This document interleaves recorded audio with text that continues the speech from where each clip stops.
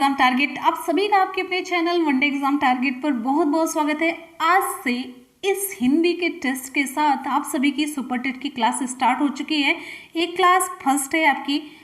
आज से आप सभी की सुपर टेट की क्लासेस स्टार्ट हो चुकी है। आप लोग परेशान मत होइए, कंटिन्यू आप लोग क्लासेस ज्वाइन कीजिए।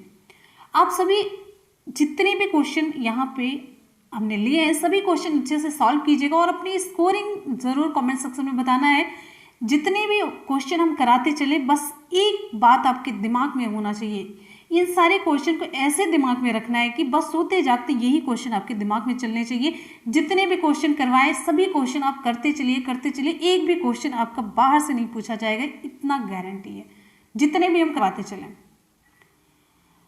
मेरे सुपर टेट क्वालिफाइड स्टूडेंट से सीख लीजिए कि उन्होंने किस तरीके से क्लास ज्वाइन किया। वो सभी क्लासेस करते थे, इवन रात के 1-2 बजे तक भी वे जग करके क्लास करते थे। आप उनसे पूछेंगे तो खुद आपको जवाब मिलेगा। सभी क्लासेस पढ़ते थे बिना लापरवाही के, कड़ी मेहनत से उन लोगों ने सुपर टेट क्वालिफाई किया। अब आगे वो भर्ती की प्रक्रिया में शामिल हैं, बस एक स्टेप के बाद उनके हाथ में जॉब होगी। तो जो भी स्टूडेंट थोड़ी बहुत लापरवाही की है या एग्जाम को हल्के में लिए या कोई और परिस्थिति रही होगी तो 1-2 नंबर से रुक गए हैं, तो ऐसा आप लोग बिल्कुल नहीं करेंगे। देखिए 69,000 बहुत ज़्यादा सीट थी, अब इतनी सीट नहीं आएगी लेकिन सीट कंफर्म आएगी। जैसा कि मैंने आप सभी को बताया था, देखिए 68,500 में पूरी सीट नहीं भरी गई, प्लस 7,500 के करीब शिक्षक रिटायर हुए, तो जितने भी रिक्त पद हैं सभी भरे जाएंगे। अभी शिक्षा मंत्री ने कहा, सतीश द्विवेदी जी ने कहा था, ठीक है। तो वैकेंसी जरूर आएगी लेकिन इतनी सीट नहीं रहेगी, तो थोड़ा सा कंपटीशन और टफ होगा, मेरे कहने का ये मतलब है। तो और अच्छे से और मेहनत से और लगन से आपको पढ़ाई करनी है। मेरा उद्देश्य बस सिर्फ एक ही है कि आपको सरकारी शिक्षक बनाना, सरकारी मास्टर बनाना, सरकारी स्कूलों में एक सीट आपकी पक्की करानी। तो चलिए एक बार जितने भी स्टूडेंट वीडियो को देख रहे हैं आप सभी लोग फटाफट से वीडियो को लाइक जरूर करिए। एक बार जल्दी से वीडियो को लाइक और शेयर कर दीजिए और नए स्टूडेंट चैनल को सब्सक्राइब कर लीजिएगा, जिससे कि जब भी मैं वीडियो अपलोड करूं नोटिफिकेशन आप तक पहुंचे। नोटिफिकेशन बहुत ज़रूरी है जिससे कि कोई भी वीडियो मिस ना हो। चलिए क्लास को स्टार्ट करते हैं। क्वेश्चन है, किस व्यंजन का उच्चारण स्थान तालव्य है? आपके सामने 4 विकल्प दिए गए हैं, चारों में से आपको सही ऑप्शन चूज करना है। तो आपको यहाँ पे बताना है व्यंजन का उच्चारण स्थान जिसका तालव्य है वो कौन सा है। ऑप्शन यहाँ पे आपका सही हो जाता है बी, झ। झ का उच्चारण स्थान तालव्य है। साथ साथ में हम ये जानते चलते हैं गा का उच्चारण स्थान क्या है। गा का उच्चारण स्थान कंठ है। वा का उच्चारण स्थान, वा अंतस्थ व्यंजन है, ये भी आपके एग्जाम में खूब पूछा जाता है। वा कैसा व्यंजन है? तो वह अंतस्थ व्यंजन है। इसका उच्चारण स्थान दंत्योष्ठ है, ऊपर के दांत प्लस निचला होठ। और अंतस्थ व्यंजन में एग्जाम्पल है या, रा, ला, वा। ध्यान दीजिएगा ये क्वेश्चन खूब पूछा जाता है। अब माँ का उच्चारण स्थान आपको बताना है, कमेंट सेक्शन में जल्दी से रिप्लाई कीजिए। अगला क्वेश्चन आप सभी के लिए है, हिंदी में ध्वनियाँ कितने प्रकार की होती हैं? हिंदी में ध्वनियाँ कितने प्रकार की होती हैं? जल्दी से रिप्लाई कीजिए। बहुत बढ़िया, विकल्प यहाँ पे आपका सही हो जाता है 2। कौन कौन सी? हिंदी में ध्वनियाँ 2 प्रकार की होती है, कौन कौन सी? स्वर और व्यंजन। स्वर और व्यंजन। स्वर जो स्वयं बिना किसी अन्य की सहायता से बोले जाते हैं, उच्चारित हो सकते हैं, वे स्वर कहलाते हैं। व्यंजन वे हैं जिनका उच्चारण स्वरों की सहायता से हो सकता है, वे व्यंजन है। अगले क्वेश्चन पे हम आते हैं। नेक्स्ट हमारा क्वेश्चन है, वर्णमाला में स्पर्श व्यंजनों की संख्या कितनी है? स्पर्श व्यंजनों की संख्या आपको बतानी है, कुल कितनी है? 25, 30, 20 या 35? ऑप्शन यहाँ पे आपका सही हो जाता है, वेरी गुड, ए, 25 है। स्पर्श व्यंजनों की संख्या 25 है। कौन कौन से स्पर्श व्यंजन है? का वर्ग है, का, खा, गा, घा, अंगा, चा वर्ग है, च छ ज झ इया। टा वर्ग है, टा ठ ड ढ अड़। ता वर्ग है, ता थ द ध न। पा वर्ग है, पा फा ब भ म। यानी कि स्पर्श व्यंजनों की संख्या का में 5, चा वर्ग में 5, टा वर्ग में 5, ता वर्ग में 5 और पा वर्ग में 5। 5 5 10, 10 10 20, 5 25, तो 25 हुए। चलिए नेक्स्ट क्वेश्चन पे आ जाते हैं। क्वेश्चन एक भी भूलना नहीं है, जितने भी क्वेश्चन आप कर रहे हैं आपके दिमाग में फिट हो जाना चाहिए। रीति धन अनुसार, रीति धन अनुसार की संधि क्या होगी? इसकी संधि आपको बतानी है। विकल्प कौन सा सही होगा? ऑप्शन यहां पे आपका सही हो जाता है सी, रीत्यानुसार। रीति धन अनुसार का संधि होगा रीत्यानुसार। यहां पर देखिए रीति, ई छोटी ई है प्लस आ, ई और आ मिलकर के क्या बना रहे हैं? या। ठीक, तो यहां पे संधि कौन सी हुई? ई और आ मिलकर के या बना रहे हैं, यहां पे संधि हुई आपकी यण संधि। क्लियर है? तो रीति धन अनुसार की संधि हुई रीत्यानुसार, साथ साथ में संधि भी जानते चलेंगे कौन सी संधि है, तो यण संधि है।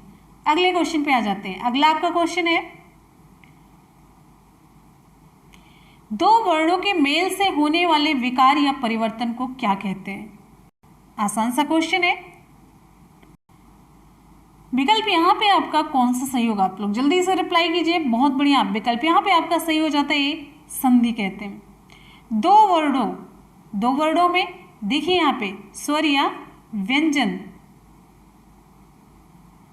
दो वर्णों के मेल से होने वाले विकार को संधि कहते हैं। जैसे एग्जाम्पल है विद्यालय, देखिए यहाँ पे विद्या धन आलय, तो आ और आ मिलकर के क्या बना रहे हैं यहाँ पे? विद्यालय। बहुत ही इंपॉर्टेंट क्वेश्चन आप सभी की स्क्रीन पे यहाँ पे देखिए, यथा संभव में कौन सा समास है? आपको बताना है यहाँ पे यथा संभव में कौन सा समास है। बहुत ही इंपॉर्टेंट क्वेश्चन। अव्ययी भाव समास, कर्मधारय, तत्पुरुष या द्विगु समास, तो विकल्प यहाँ पे आपका सही हो जाता है अव्ययी भाव समास।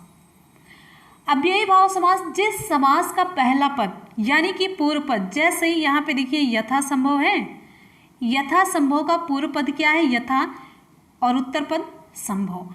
तो जो पूर्व पद है यानी कि पहला पद है, ये क्या होना चाहिए? अव्यय और प्रधान होना चाहिए, तो वहां पर अव्ययी भाव समास होता है।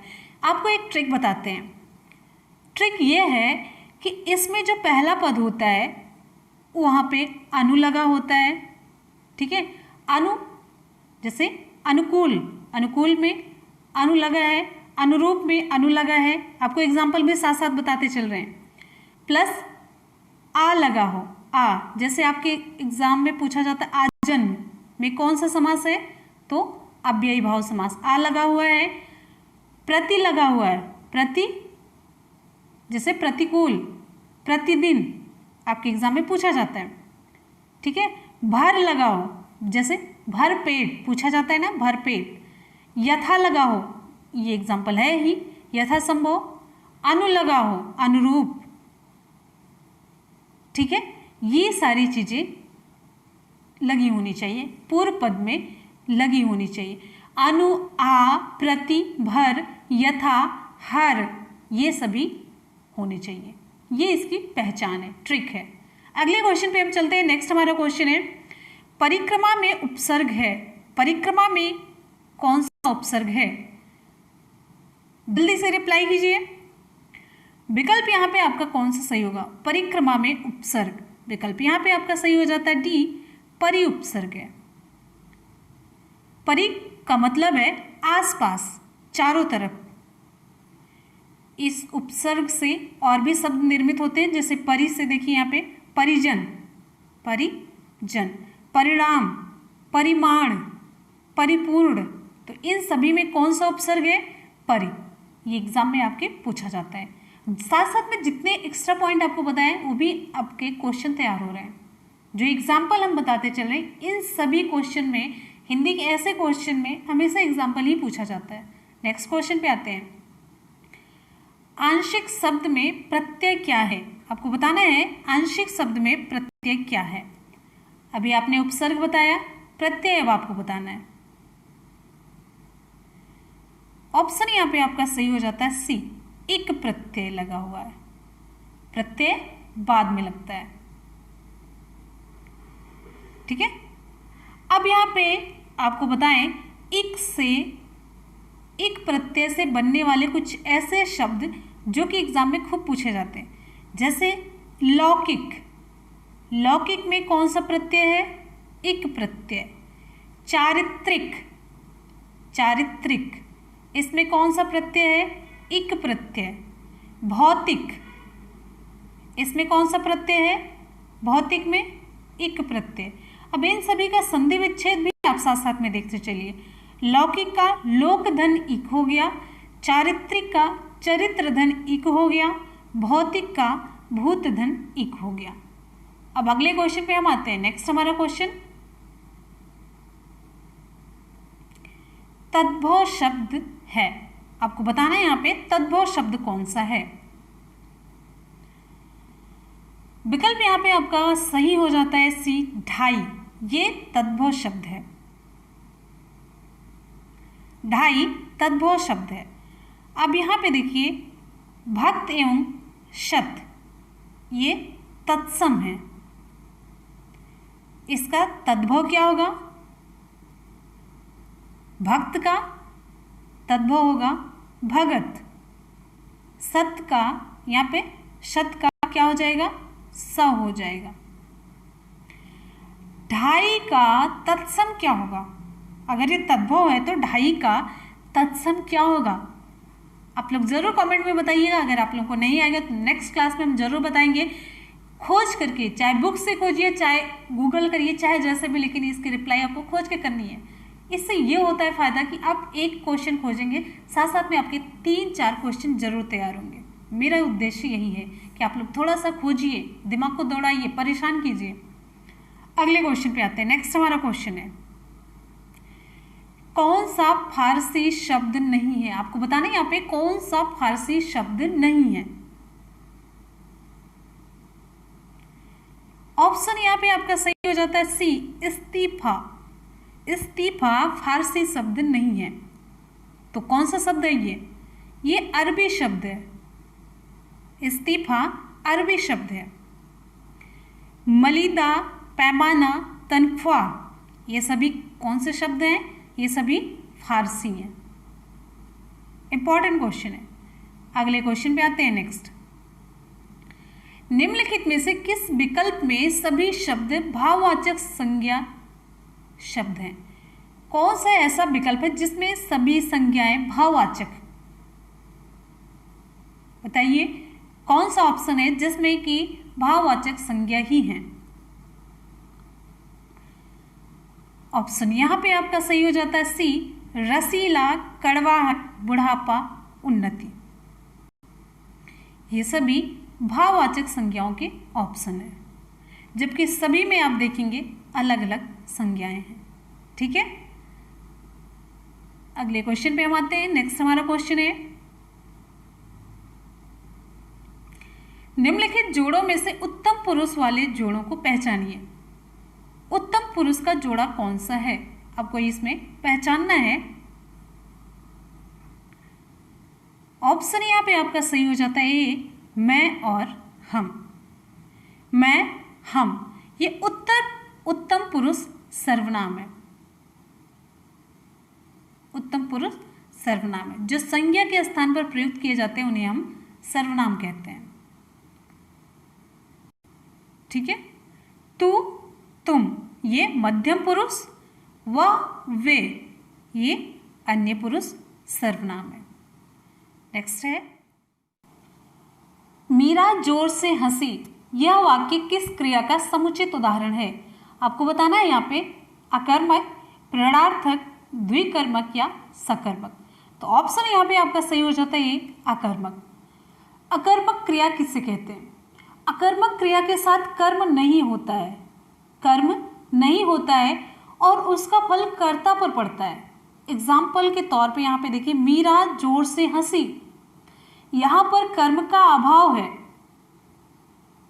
और हंसी क्रिया का फल मीरा पर पड़ा।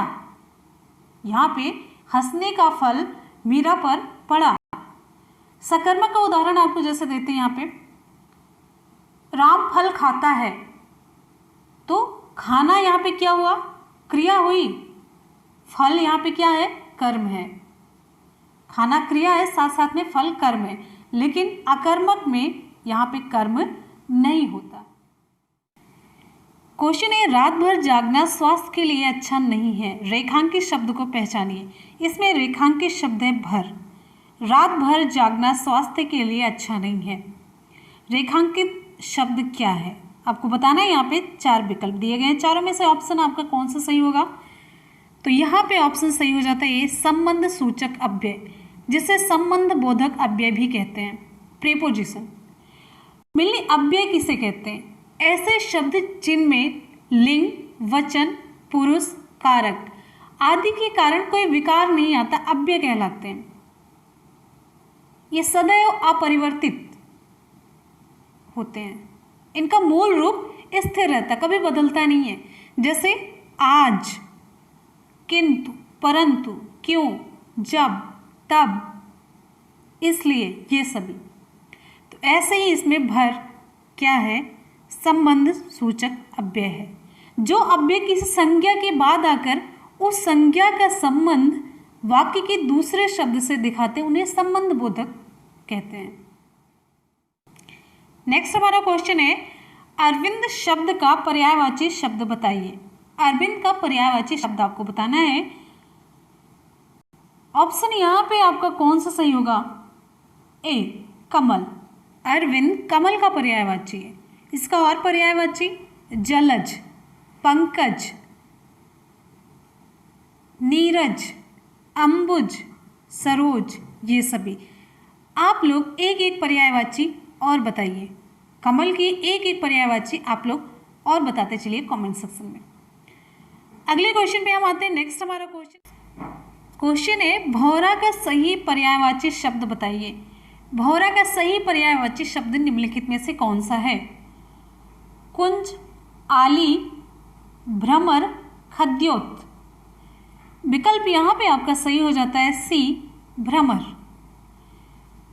अब यहाँ पे जानते चलते हैं कुंज किसे कहते हैं। कुंज लताओं से, झुरमुट से बना हुआ एक घर टाइप का होता है, उसे कहते हैं। आली सखी को कहते हैं। खद्योत जुगनू। एक चीज यहाँ पे आपको क्लियर कर देते हैं, आली का मतलब यहाँ पे सखी होता है और आली का मतलब यहाँ पे भौरा होता है। ये जानते चलिए, एग्जाम में ये पूछा जाता है। क्लियर है, आली और अली में अंतर आपको पता होना चाहिए। इस अली का मतलब होता है भौरा, ये आली का मतलब होता है सखी। नेक्स्ट क्वेश्चन पे आते हैं। नेक्स्ट हमारा क्वेश्चन है तामसिक का विलोम क्या होगा। तामसिक का विलोम, ऑप्शन यहाँ पे आपका सही हो जाता है ये सात्विक। अभय का विलोम सब है। दृढ़ का विलोम आपको बताना है कमेंट सेक्शन में, जल्दी जल्दी से कमेंट के लिए तैयार रहिए। सामिस का विलोम निरामिस, इंपॉर्टेंट है, ध्यान दीजिएगा। अच्छा, निरामिस का मतलब क्या होता है, मांस ना खाने वाला, यानी कि वेजिटेरियन। ठीक, तो सामिस का क्या मतलब हो गया, जस्ट इसका अपोजिट, मांस खाने वाला। अगले क्वेश्चन पे हम चलते हैं। नेक्स्ट हमारा क्वेश्चन है, मंदिर, मंदिरा युग्म का उपयुक्त अर्थ वाला युग्म कौन सा होगा। यानी कि मंदिर और मंदिरा का जो जो अर्थ है वो किस विकल्प में सही सही लिखा हुआ है, आपको बताना है। यहाँ पे ऑप्शन यहाँ पे कौन सा सही होगा, मंदिर और मंदिरा। ऑप्शन यहाँ पे आपका सही हो जाता है डी सही होगा, देवालय। मंदिर का मतलब होता है यहाँ पे देवालय होना चाहिए, देवालय। देवालय और मंदिरा का मतलब होता है अश्वशाला। देवालय और अश्वशाला। अगले क्वेश्चन पे हम चलेंगे। नेक्स्ट हमारा क्वेश्चन है, सही विकल्प का चयन करें जो वाक्यांशों के लिए एक शब्द है। जो सब कुछ जानता है, जो सब कुछ जानता है, इस वाक्यांश के लिए एक शब्द आपको बताना है, कौन सा सही होगा। ऑप्शन यहाँ पे आपका सही हो जाता है ए, सर्वज्ञ। जो सब कुछ जानता है, सर्वज्ञ। नेक्स्ट हमारा क्वेश्चन है, समानार्थी शब्द की जोड़ी नहीं है। समानार्थी शब्द की जोड़ी कौन सी नहीं है, आपको बताना है यहाँ पे, जिसका समान समान अर्थ हो। सुमन, पुष्प समानार्थी है, दोनों का मतलब एक ही है। फूल, चारपाई और खटिया, इसका भी मतलब एक ही है। पाठशाला, विद्यालय, इसका भी मतलब एक ही है, स्कूल। निशा और निशाचर, ये समानार्थी शब्द की जोड़ी नहीं है। निशा का मतलब क्या होता है, रात, रात्रि, जबकि निशाचर का मतलब होता है रात्रि में विचरण करने वाला, यानी कि राक्षस। क्लियर है। अगले क्वेश्चन पे हम आ जाते हैं। नेक्स्ट हमारा क्वेश्चन है, निम्नलिखित में से शुद्ध वर्तनी वाला शब्द कौन सा है। आपको शुद्ध वर्तनी वाला शब्द बताना है। मेनली यहाँ पे उत्तरदायी लिखा है। देखिए, आपके विकल्प में एक को छोड़ करके तीनों विकल्प सही हैं। उत्तरदायी, तो ये जानते रहिए, उत्तरदायी यही सही है। क्लियर है। कभी कभी ये तीनों ऑप्शन अलग होने चाहिए थे, हिंदी के टाइपिंग है एक ही जैसा हो जाता है कभी कभी। क्वेश्चन है, निम्नलिखित में से स्त्रीलिंग शब्द है। आपको बताना है स्त्रीलिंग शब्द कौन सा है। ऑप्शन यहाँ पे आपका सही हो जाता है बी, अहिंसा स्त्रीलिंग शब्द है। नेक्स्ट क्वेश्चन पे आते हैं। क्वेश्चन है, यहाँ पे देखिए, श्याम को पुस्तक पढ़नी है, यह किस वाच्य में है। श्याम को पुस्तक पढ़नी है किस वाच्य में है। विकल्प यहाँ पे आपका सही हो जाता है बी, कर्तव्यवाच्य। यह वाक्य कर्तव्यवाच्य में है। यहाँ पे देखिए कर्ता की प्रधानता है, तो यहाँ पे कर्तव्यवाच्य है। नेक्स्ट क्वेश्चन पे हम चलेंगे। नेक्स्ट हमारा क्वेश्चन है, आज आकाश में फिल इन द ब्लैंक छाए हैं। रिक्त स्थान की पूर्ति उचित शब्द से कीजिए। आकाश में क्या छाए होते हैं, बादल छाए होते हैं। तो बादल का मतलब क्या है, बादल का पर्यायवाची क्या है, आपको चारों में से चूज करना है। गलती बिल्कुल भी नहीं करनी। विकल्प यहाँ पे आपका सही हो जाता है सी, जलद। अब यहाँ पे देखिए, जलज का मतलब, जहाँ पे जा लगा है लास्ट में, वो जल से संबंधित, जल में उत्पन्न होने वाला, ये जलज का मतलब कमल हो गया। जलधि, धा ये समुद्र। नीरज, कमल। दा लगा है जहां पे लास्ट में, वो बादल है। जलज, कमल। जलधि, समुद्र। नीरज, कमल। अगले क्वेश्चन पे हम आ जाते हैं। नेक्स्ट है, एक ही विधेय हो जिनमें, कैसा वाक्य होता है, एक ही विधेय जिसमें होता है। ऑप्शन यहाँ पे आपका सी सही हो जाता है, सरल वाक्य होता है। साथ ही इसमें एक क्रिया और एक कर्ता होता है, वो सरल वाक्य होता है। नेक्स्ट हमारा क्वेश्चन, तुम कहाँ जा रहे हो, वाक्य का प्रकार स्पष्ट कीजिए। तुम कहाँ जा रहे हो किस प्रकार का वाक्य है। आसान सा क्वेश्चन। ऑप्शन यहाँ पे सही हो जाता है बी, प्रश्नवाचक वाक्य है। जिसमें प्रश्न पूछने का भाव प्रकट हो, ऐसे वाक्य प्रश्नवाचक वाक्य कहलाते हैं, जिसमें प्रश्न पूछा जा रहा हो, लास्ट में ये क्वेश्चन मार्क लगाओ। नेक्स्ट है, गुलर का फूल होना, मुहावरे का सही अर्थ क्या है। गुलर का फूल होना ये लोकोक्ति है। ऑप्शन यहाँ पे आपका सही हो जाता है सी, दुर्लभ वस्तु। गुलर का फूल दिखता नहीं है, तो इसका मतलब ये ऑप्शन सी सही हो जाता है, दुर्लभ वस्तु अंदर होता है। गुलर का फूल अंदर होता है। अगले क्वेश्चन पे हम चलेंगे। नेक्स्ट हमारा क्वेश्चन है द्रौपदी का चीर। द्रौपदी का चीर इसका अर्थ क्या है? ऑप्शन यहाँ पे सही हो जाता है सी, कभी समाप्त न होना। द्रौपदी का चीर इसका मतलब है कभी समाप्त न होना, आपने देखा होगा। नेक्स्ट क्वेश्चन पे आते हैं। मीनाक्षी का अर्थ क्या होता है? महाभारत की सीन ये मैंने कहा। मीनाक्षी का अर्थ क्या होता है?